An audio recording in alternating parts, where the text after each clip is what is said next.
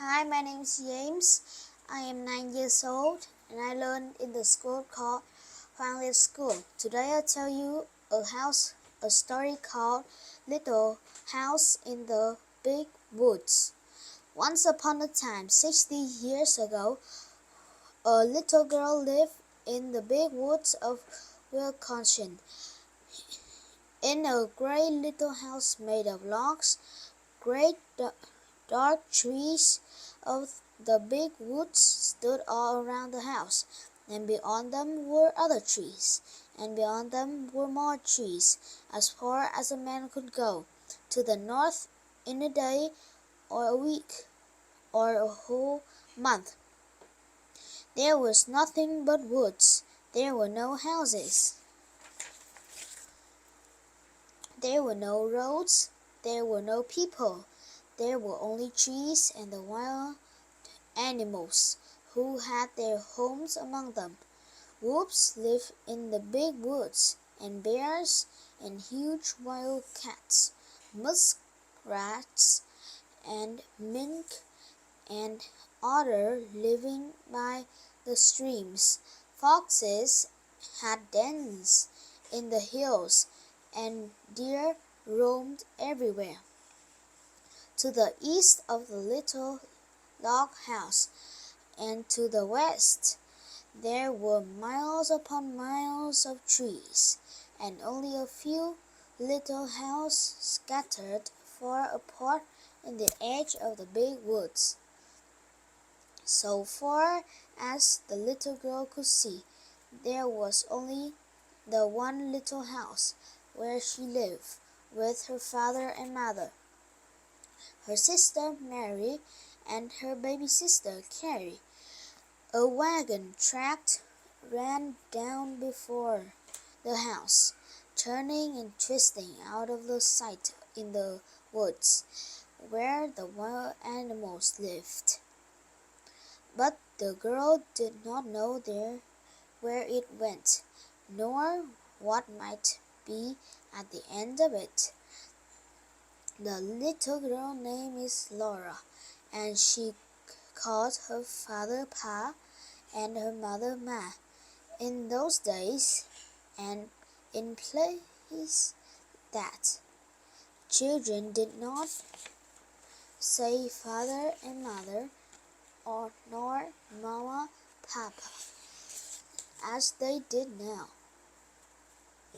At night, when Laura lay awake in the truant bed, she listened and could not hear anything at all but the sound of the trees whispering together. Sometimes far away in the night, a wolf howled. When they came near and howled again, it was a scary sound. Laura knew that wolves would eat little girls, but she was safe inside the solid log walls. Her father's gun hung over the door, and good old Jack, the British bulldog, lay on guard before it. Her father would say, "Go to sleep, Laura. Jack won't let the wolves in." So Laura snuggled under the covers of the truant bed, close beside Mary, and went to sleep. One night her father picked her up out of bed and carried her to the window, so that she might see the wolves. There were two of them sitting in front of the house. They looked like shaggy dogs. They pointed their noses at the big bright moon and howled. Jack packed up and down before the door, growling. The hair stood up along his back, and he showed his sharp, fierce teeth at the wolves. They howled, but they could not get in. The house was a comfortable house. Upstairs there was a large attic. peaceful to play in when the rain drummed on the roof. Downstairs was the small bedroom and the big room. The bedroom had a window that closed with a wooden shutter.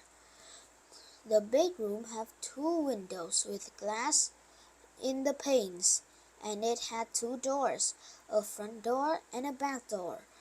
All around the house was a crooked rail fence to keep the bears and deer away.